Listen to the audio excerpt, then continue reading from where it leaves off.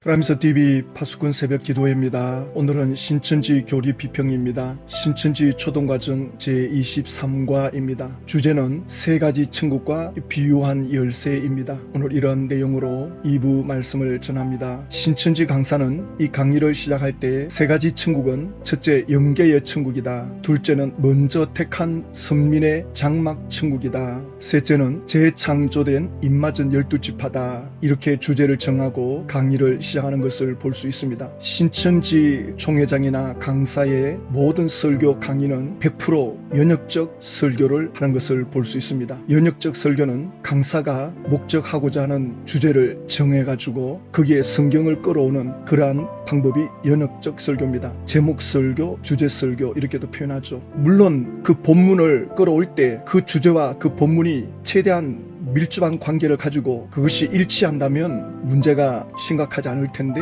신천지 강사는 또 총회장은 그 주제 자체가 나쁜 의도로 자기들의 목적을 달성하고자 하는 의도로 제목을 정합니다. 주제도 그렇게 정합니다. 그리고 또 거기에 끌어오는 성경 구절이 전혀 근거가 없는, 이렇게 되면 배가 산으로 가게 됩니다. 그 반대로 기납적 설교라는 게 있습니다. 이거는 본문을 먼저 전제로 설명합니다. 성경이 뭐라고 말하고 있는가, 본문 속에서 주제를 찾아냅니다. 그러나 신천지는 제목을 정해놓고 성경을 끼워 맞춥니다. 굉장히 위험합니다. 나쁜 목적으로 사용되면 사람들을 지옥으로 끌고 갈 수 있습니다. 그리고 또 하나, 지금 천국을 언급하는데 죽음 이후의 천국과 지상에서의 천국을 명확하게 구분을 하지 않습니다. 너무나도 두리뭉실하게 지금 설명해 가는 걸 볼 수 있습니다. 이 땅에서 경험되어지는 천국, 그것은 예수 그리스도를 통해서 예수님과 연결이 될 때 천국을 순간적으로 경험하게 되는 겁니다. 부분적으로. 이 땅에서는 완전한 천국을 경험하기가 어렵습니다. 왜냐하면 3차원의 세계고 시공간의 제한을 받고 또 마귀가 들락날락거리고 또 인간의 죄의 본성이 있기 때문에 죽음 이후에 그 천국을 이 땅에서 완전하게 누리기는 어렵습니다. 그래서 이 세상이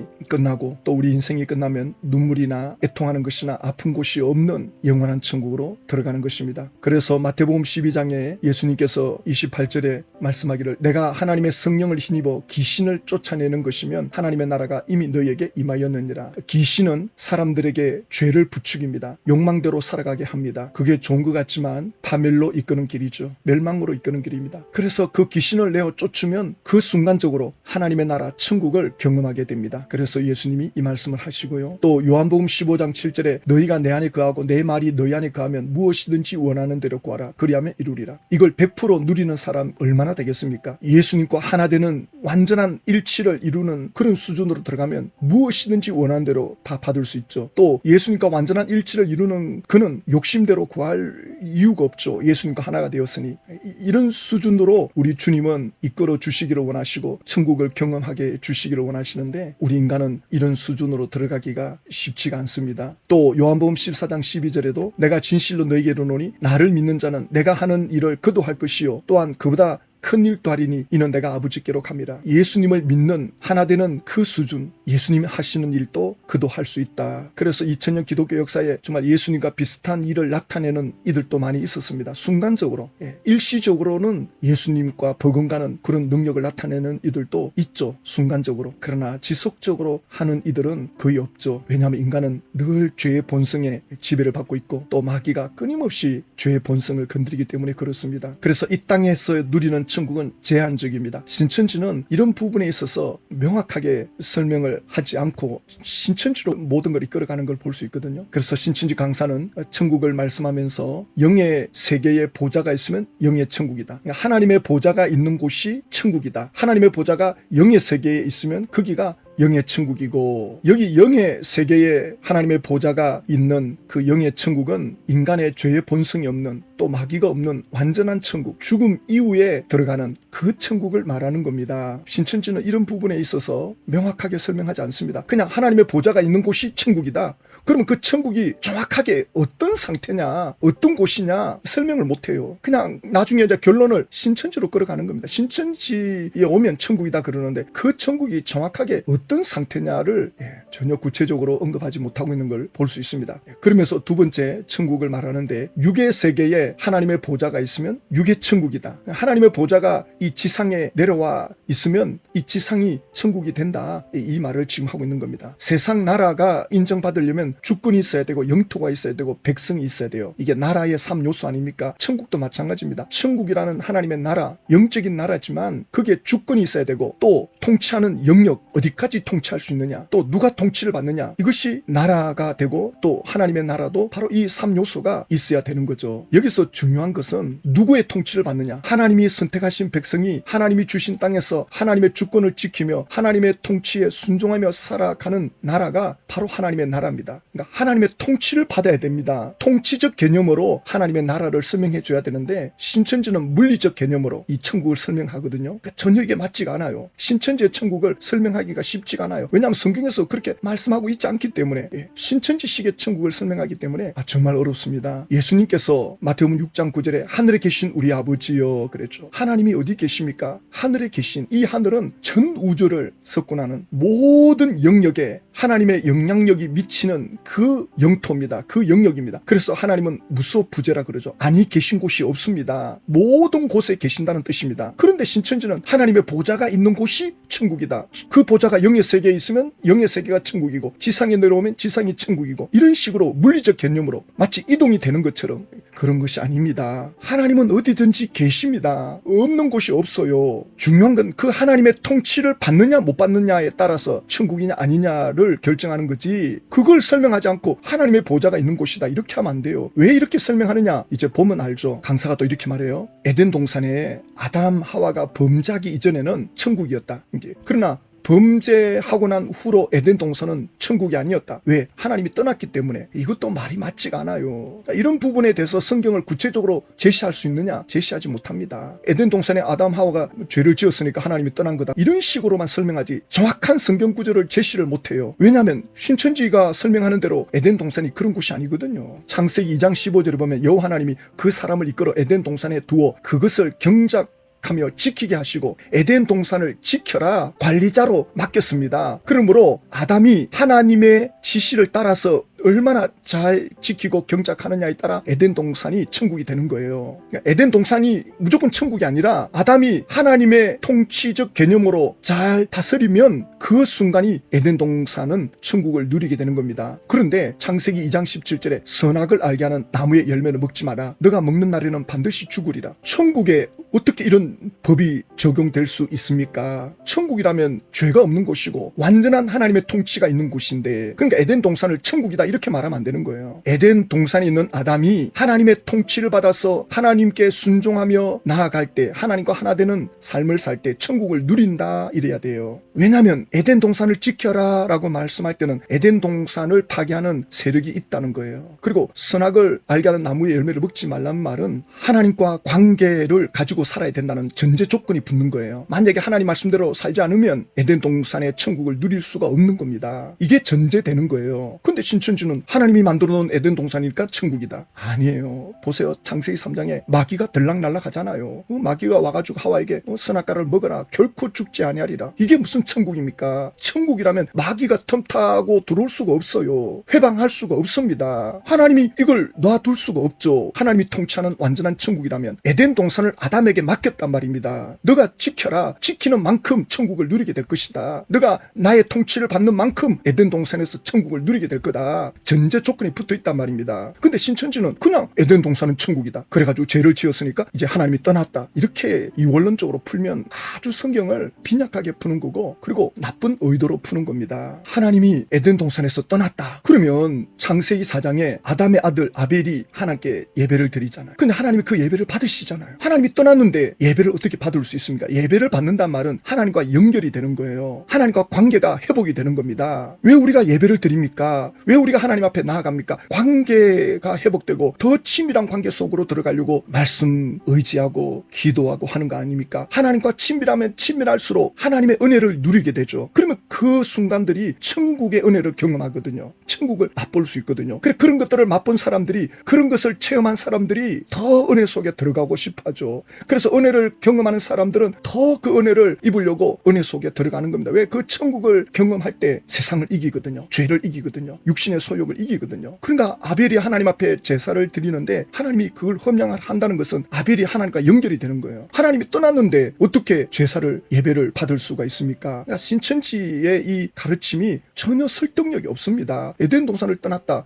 그래서 이 지구는 마귀가 통치하는 것처럼, 아니 하나님께서 함께하고 있는데 창세기 5장에 에녹이라는 사람이 무드셀라를 낳고 난 후에 300년을 하나님과 동행을 합니다. 동행한다는 말은 하나님과 함께 지내는 겁니다. 에녹은 그야말로 영적으로 깨어있는 사람이죠. 그래서 하나님을 늘 의지하고, 그래서 죽음을 맛보지 않고 바로 천국으로 들림을 받아 올라가지 않습니까? 하나님과 어떻게 동행할 수 있습니까? 에녹은 이 땅에 발을 붙이고 사는데 하나님이 떠났다는데 어떻게 동행할 수 있습니까? 그러니까 신천지 가르침이 이게 맞지가 않다고요. 이런 부분에 대해서 신천지가 반증을 못합니다. 그리고 또 신천지 강사가 마태복음 4장 17절을 인용합니다. 이때부터 예수께서 비로소 전파하여 이르시되 회개하라 천국이 가까이 왔느니라. 그러니까 예수님이 이 땅에 오셔가지고 이제 천국이 가까이 왔다는 거예요. 왜? 하나님의 보좌가 예수님에게 함께하고 있으니까. 하나님이 예수님 안에 함께하고 있기 때문에 천국이 가까이 왔다. 예수님께서 이 땅에 오셔가지고 회개하라 천국이 가까이 왔느니라고 하는 이 천국은 두 가지 개념입니다. 죽어서 가는 천국과 이 땅에서 누리는 천국, 두 가지를 예수님이 설명하고 있습니다. 왜냐하면 그 당시 이스라엘 백성들이 천국을 가려면 죄 사함을 받아야 되는데, 성전에 가서 양을 잡아 피를 뿌려야 되는데 제사장들이 타락해가지고는 제사를 까다롭게 만들어가지고는 성전 안에서 파는 양을 잡아야 된다, 이렇게 여러 가지 율법 조항을 만들어가지고는 백성들이 굉장히 피폐해져 있는 거예요. 하나님의 은혜를 누리고 싶어서 성전에 가서 제사를 드리고 싶은데 제사장들이 너무 까다롭게 하니까 백성들이 굉장히 영적으로 궁핍해 있는 상태죠. 그래서 예수님이 이제 내가 천국을 가지고 왔다, 나를 통해서 이제 천국을 경험할 수 있다, 나를 통해서 이제 예수 이름으로 하나님 앞에 나아갈 수 있다, 이 말씀을 하는 겁니다. 그래서 천국이 가까이 왔다는 말이지, 무슨 하나님의 보좌가 있으니까 이제 천국이다, 그런 개념이 아닙니다. 이제 예수님을 통해서 죽어서 가는 천국, 또 이 땅에서 예수님을 통해서 누리는 천국, 그것이 이제 가까이 와 있다, 이 말씀을 하는데, 신천지 개념은 어떤 개념이냐? 하나님의 보좌가 예수님에게 계시니까 천국이다. 왜 이렇게 주장하느냐? 결론은 이거예요. 신천지 총회장 몸에 예수님이 재림에 계시잖아요. 그 예수님은 하나님과 함께 하던 분이고, 그러니 신천지 총회장이 있는 곳이 천국이다, 신천지가 천국이다, 세상 이방 개신교는 지옥이다, 신천지로 오라는 겁니다. 이거는 완전히 귀신의 가르침이 되는 겁니다. 이걸 이야기하고자 지금 에덴 동산에 하나님이 떠났다, 그러다가 예수님이 오셔가지고 천국이 왔다, 그 예수님이 지금 신천지 총회장 몸에 와 있다, 전혀 설득력이 없는 억지 주장을 하고 있습니다. 죽어서 가는 하나님의 나라 천국과 이 땅에서 누리는 천국이 완전히 달라요. 예수님이 이 땅에 오셔가지고 제자들을 가르치고 할 때, 예수님이 마지막 승만찬할 때 제자들의 발을 씻길 때 옆에 누가 있습니까? 가룟 유다가 있어요. 가룟 유다 마음속에 마귀가 예수를 팔려는 생각을 넣어줍니다. 예수님이 계신 곳이 천국이라면 어떻게 마귀가 들락날락 할 수 있습니까? 그러니까 이 땅에서의 천국은 죽어서 가는 그 천국과는 차원이 달라요. 이 땅에서 천국은 제한적입니다. 한계가 있습니다. 왜? 마귀가 들락거리니까. 지금 가룟 유다는 지옥이에요. 예수를 팔려는 생각을 받아들이니 지옥이죠. 나중에 예수를 배반해요, 가룟 유다가. 그리고는 극단적 선택을 하지 않습니까? 가룟 유다가 그 지옥으로 간 거예요. 지옥 가는 선택을 하는 겁니다. 아니 예수님이 계신 곳이 천국인데 어떻게 가룟 유다가 이런 선택을 할 수 있습니까? 그러니까 그 천국이라는 개념을, 신천지는 이걸 구분을 못해요. 이렇게 설명하면 안 됩니다. 완전히 이 신천지 강사는 이미 신천 총회장의 세뇌가 되어 있기 때문에 천국의 개념이 전혀 안 돼 있어요. 마가복음 5장에 보면 12년 동안 혈류증을 앓는 여인이 있었습니다. 의사한테 찾아가도 효과가 없고 돈은 다 허비하고, 그러다가 예수의 소문을 듣고 예수님을 찾아와서 예수님 옷에다가 손을 대잖아요. 이 여인이 예수님에게 나오면서 내가 예수님의 옷에다가 손만 대어도 내가 구원받을 거다, 치유가 될 거다, 강력한 믿음을 가졌죠. 그래서 예수님 옷자락을 손을 댔는데 예수님 몸에서 능력이 흘러나오는 게 이 여인에게 경험되어져요. 그래서 순간적으로 자기가 치유받았다는 걸 느끼는 거예요. 예수님 옷자락을 만지는데 예수님의 능력이 여인에게 흘러 들어온 거예요. 여인은 그걸 느꼈죠. 예수님께서 능력이 흘러나간 줄을 아시고 누가 내 몸에 손을 댔느냐? 그러자 옆에 제자들이 지금 사람들이 밀고 당기기 때문에 그러지, 누가 뭐 일부러 만졌겠습니까? 아니다, 의도적으로 만졌다. 예수님은 아는 거예요. 왜냐하면 여러 사람들이 예수님을 밀고 당기는데 그 사람들에게는 능력이 흘러 들어가지 않습니다. 근데 믿음을 가지고 나온 이 여인에게는 능력이 흘러 들어가는 거예요. 이 여인에게는 이 순간이 천국이 되는 겁니다. 보십시오. 예수님께서 이 여인에게 말합니다. 딸아 안심하라, 내 믿음이 너를 구원하였느니라. 그의 믿음이 그 순간 천국을 경험하는 겁니다. 예수님이 천국을 가져왔다고 해서 누구나 다 거기 간다고 천국을 경험하는 게 아니고, 신천지에 들어간다고 해서 천국을 경험하는 게 아니고, 예수님과 연결이 돼야 됩니다. 믿음으로 예수님과 연결되는 순간, 예수님과 일치가 되는 순간 천국의 능력이 흘러 들어오는 겁니다. 우리가 진심으로 주님을 찾고 주님께 하나님께 연결이 될 때 하나님의 은혜가 흘러 들어옵니다. 그 순간 천국을 경험하는 거죠. 내가 무거운 짐을 가지고 하나님 앞에 나아갔는데 기도하는 그 순간, 들어갈 때는 무겁고 답답한 마음으로 들어갔는데 나올 때는 홀가분하게 나오잖아요. 그 순간 천국을 경험하는 거죠. 근데 또 나와서 세상 살다 보면 또 마음이 무거워지고 내 안에 죄성이 올라오고 또 마귀가 들락날락거리고. 이 세상은 그렇습니다. 이 세상의 천국과 죽어서 가는 천국을 이렇게 구분해서 설명 못하면 안 됩니다. 신천지는 이걸 전혀 구분하지 않고 그냥 천국이면 다 좋은 곳인 줄 알고 무조건 설명하는데 이러면 안 돼요. 예수님께서 마태복음 12장에 귀신을 쫓아내는 것이면 하나님의 나라가 이미 너에게 임하였느니라. 죄를 부추기고 욕망을 부추기는 그 귀신이 떠나갔으니 하나님의 은혜가 임하는 것 아닙니까? 거기에 하나님의 나라가 임하는 거다. 근데 신천지는 뭐 평화 공원을 만들어 놓고 여기 천국이 임해오는 것처럼, 천국은 4차원이고 이건 3차원입니다. 3차원과 4차원이 공존이 안 돼요. 지금 신천지 총회장 보면 예수님이 재림에 계시는데 무슨 천국이 있습니까? 전혀 설득력이 없는 억지 주장을 하고 있습니다. 그러면서 세 가지 천국을 말씀합니다. 첫째는 새하늘 새 땅, 이게 신천지고, 두 번째는 처음 하늘 처음 땅, 장막성전을 말하죠. 유재열 장막성전. 그리고 세 번째는 거룩한 성 새 예루살렘. 이거는 죽어서 가는 천국인데 신천지는 이 세 가지 천국을 똑같이 설명해요. 이걸 어떤 차이가 있는지에 대한 설명이 없습니다. 그러면 처음 하늘 땅 유재열 장막성전이 과연 천국이었습니까? 천국이었다는 증거를 말해보라고요. 하나님께서 그들에게 무슨 사명을 주었다. 그게 무슨 천국입니까? 그 7명이 모여가지고 작당을 해가지고 1969년도에 이 지구가 불받아야 된다.